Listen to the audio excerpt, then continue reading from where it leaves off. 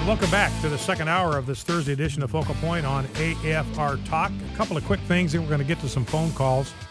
Got a letter last week from the Anti-Defamation League. This is an organization that fancies itself the protector of all things Jewish, even though they're just rabidly left-wing, so they have no use for evangelicals that stand more resolutely on the side of Israel than they do.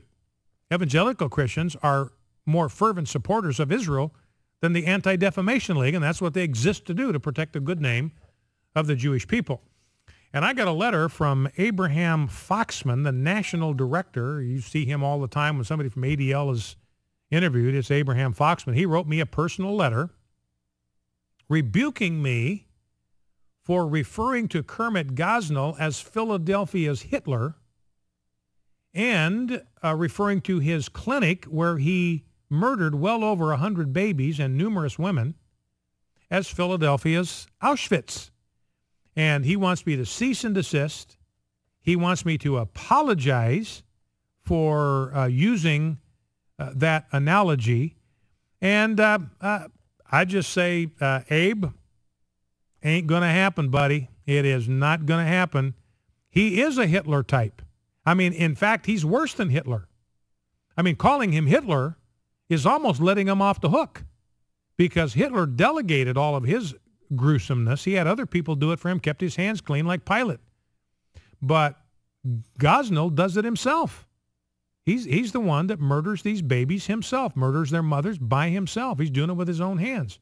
So no, I'm not going to apologize for saying that this guy is Philadelphia's Hitler. He's doing in Philadelphia what Adolf Hitler did in Nazi Germany, certainly not to the same degree, but the same kind of thing. In fact, I think even worse in kind than what Hitler did, and that abortion clinic is a house of horrors. That's what the mainstream media called it. I didn't call it that, a house of horrors. That's what Auschwitz was. It was a house of horrors. So no, Abraham Foxman not going to apologize for the parallel. You know, it's interesting to me, these folks at the ADL, it's like they feel like they've got a proprietary claim on the term Holocaust, that they're the only ones that get to use it, and that nobody else can use it without their permission. Well, they don't have a copyright or a trademark on the word Holocaust. And so if the shoe fits, wear it. Now, one other thing before we go to the phones, 888-589-8840. I was telling you about the SPLC and saying, look, these guys have no credibility. And let me give you one example. This is from the piece from the Weekly Standard exposing them for the sham that it is. The SPLC's most striking legal victory in the South was a $7 million judgment in 1987 against the United Klans of America. And they filed this suit on behalf of Beulah May Donald. She's a black woman whose son Michael was lynched by two Klansmen in Mobile, Alabama, 1981. So SPLC went to court on her behalf, and they got a $7 million judgment against the United Klans of America. They are still talking about this major legal victory and this $7 million judgment on their website. This was their moment of triumph. This was their high watermark. Now, the problem is that to satisfy that $7 million judgment, the court ordered all their assets to be sold. The only asset that the United Klans of America had was their national headquarters, which was a run-down warehouse in Tuscaloosa. They sold that thing. It got $51,875.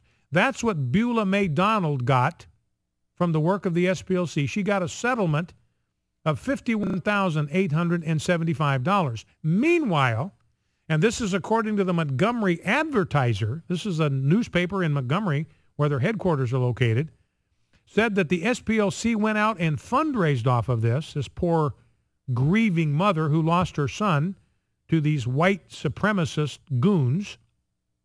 They raised $9 million off of her pain, her suffering, the murder of her son.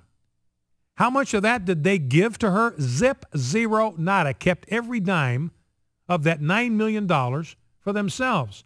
So the mom who lost her son, she gets $51,875. The SPLC gets and keeps $9 million. Just absolutely reprehensible. That's the SPLC. Zero credibility. They get an F from the leading charity watch organization, Watchdog. So that's the SPLC. Well, let's grab a couple of phone calls. Let's go to Witten in Jacksonville, North Carolina. Witten, thanks for calling. Thanks for waiting. What's on your mind? Well, it's Whitey, but that's okay, Brian. All right. This time I've been able to get through. I'm kind of getting upset about how the United States is really turning their back on Christianity, and it's starting to really bother me.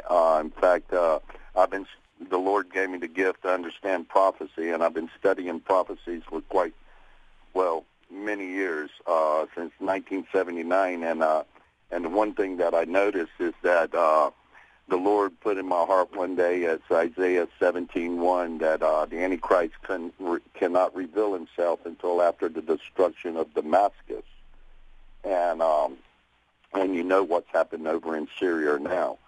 But as you know, it says in the Bible, keep your eyes open after days, when the days become like Noah and Lot.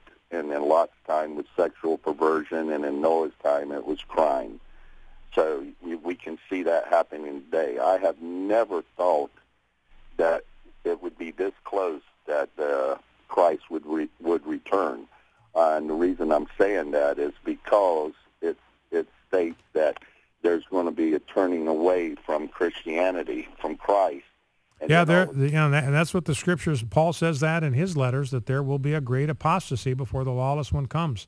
All right, Whitey, listen, I appreciate your call, and it's fascinating to just track what's happening from a prophetic standpoint. I think I've shared with you some that I've got a little bit of a different understanding of some of the prophetic dynamics, but nobody, we understand that things are going to at some point build to a climax in history in which Jesus is going to come back, and we always want to be aware that events in our time could be precipitating that, leading up to that. Let's go to John, Lottie, Florida. John, welcome to Focal Point. What's on your mind? Grace and peace, Brian. Grace and peace to you, my friend. Having me on. I got 2 or 3 things, but I wanted to talk about immigration because of the urgency of it before it goes up for a vote. But I wanted to give you a handle, too. Yes, sir. That you could use on Twitter. You familiar with Revelations 1:6?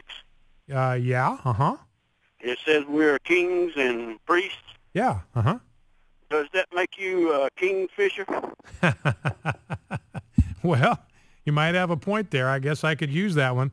Well, and it's kind of too late now because Brian J. Fisher's my handle, by the way. I mean, I feel for this guy. I just sent him a tweet. This Brian Fisher's got my name, poor guy. I mean, I can imagine what it's like to be in his shoes and get all of this hate mail, have all these people cussing him out, calling him every possible blasphemous name that you can imagine. I mean, I've been called names I didn't even know existed by people on Twitter. This poor guy just getting bombarded. I feel his pain. That's no fun. And I want, originally when I went for my Twitter handle, it was going to be Brian Fisher, just my name, but it was already taken by this poor guy. So I had to go with my middle initial. My Twitter handle is Brian J.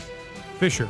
So just be aware of that. Join Twitter, by the way, and sign up to get my Twitter feed, and you can get a sneak preview often of what we're going to talk about on this program. Focal Point, AFR Talk, back in 2.